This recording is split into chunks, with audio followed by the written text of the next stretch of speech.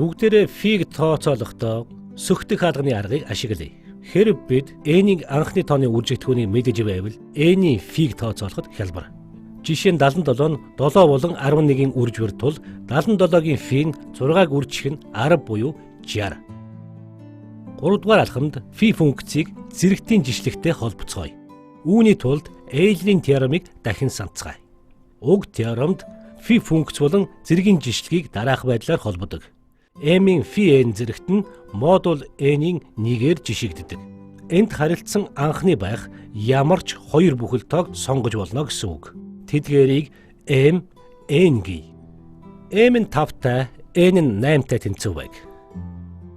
M-ийг фи 4 зэрэгт дэвшүүлэн 4-т үлдэгдэлтэй хуваахад үлдэгдэл нь үргэлж 1 байх нь. Одоо энэ тэгшдэглээ 2 хялбар дүрм ашиглан хувиргах хэрэгтэй. Эхлээд нэгийг ямар ч k зэрэгт дэвшүүлсэн буцаад 1 гардаг болохыг тооцвол фи n-ийг ямар нэг k тоогоор үржүүлэхэд шийд маань буцаад 1 л гарна.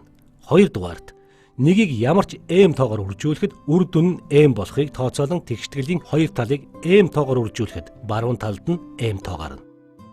Одоо эдгээрийг баг зэрэг хялбарчлал m-ийг k-гаар үржүүлвэл фи n нэмэх нь 1 зэрэг гарна.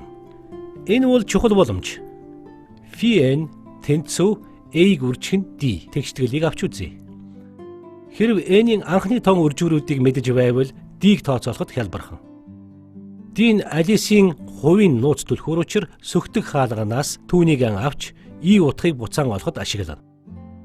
Одоо үүнийг бодит амьдрал дээр тайлбарлая. Боб өөрт байгаа мэдээллийн Python схем ашиглан тоонд хувиргана. Тэр тоог нь M гэе. Тэгэхэд Алис нээх болон хаах түлхүүрийн дараах байдлаар олно. Тэр эхлээд урт нь бараг адил анхны хоёр тоог санамсаргүй сонгож тэдгээрийг үржүүлэн N-ийг олно. Жишээ нь 3127. Одоо тэр n-ийн үржвэрүүдийг мэдэж байгаа тул түүнийг фиг хялбархан олчихно. Тэр нь 3016. Дараа нь тэр нээлттэй зэрэг a-г сонгоно. n сондгоо байхаас гадна фи n-тэй харилцсан анхны байхад болно. Энэ тохиолдолд a-г 3-тай тэнцүүгий. Эцэст нь тэр d зэргийн утгыг бодож олно. 2-ыг үржих нь фи n нэмэх нь 1, хуваах нь 3 гэвэл 2 бүхэл 1011 гарна. Одоо тэр n болон a-с бусдыг нууна. Яагаад гэвэл n, a-н нээлттэй түлхүүрүүд. Үүнийг онгорхой цоож гээд бодчих. Алис Бобд зориулан дээрх 2 утгыг илгээнэ. Боб өөрийн мэдээлэл m-ийг a зэрэгт дэвшүүлэн n-ээр модуль авч мэдээллээ түгжинэ. Түүний нууцлсан мэдээлэл C гарах ба түүнийг Алисэд буцааж илгээнэ. Эцэст нь Алис сөхтөх хаалгаа нээж хувийн D түлхүүрийн гаргаж ирээд хүлээж авсан мэдээллээ тайлж уншина. C-гийн D зэрэгт мод n нь Бобын илгээсэн их мэдээлэл M-тэй тэнцэнэ.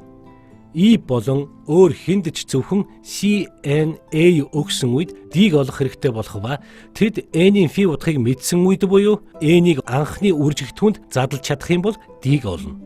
Хэрв N нь хангалттай том тоо бол хамгийн хүчирхэг компьютер ашиглан уг задаргааг хайхад хэдэн 100 жил зарцуулна. Энэ аргыг зохиогдмогц нууцлсан байна. Харин 1977 онд Рон Ривист, Эди Шимер, Лен Эдлман нар уг аргыг дахин нээсэн бөгөөд өнөө үед тэдний нэрсийн үсгүүдээр RSA хэмээн нэрлэн хэрэглэх болсон юм. RSA нь түүхэнд хамгийн их хуулбарлагдсан програм бөгөөд дэлхийд дээрх хамгийн өргөн хэрэглэгдэж буй нээлттэй түлхүүртэй алгоритм юм. Интернетийн хэрэглэгч бүр нарийн мэдэхгүйгээсээ үл хамааран RSA эсвэл түүний ямар нэгэн хувилбарыг хэрэглэж байдаг. Түүний агуу хүч нь анхны тоон үржвэрийг тооцоход байдаг. Анхны тоонуудын тархалт тоог анхны үржигдэхүүн задлахад хийх тооцоо хэдэн мянган жилийн хугацаа авах хэсэг нь өнөөдөр шийдэгдээгүй нээлттэй асуудал хിവэрэл байсаар байна.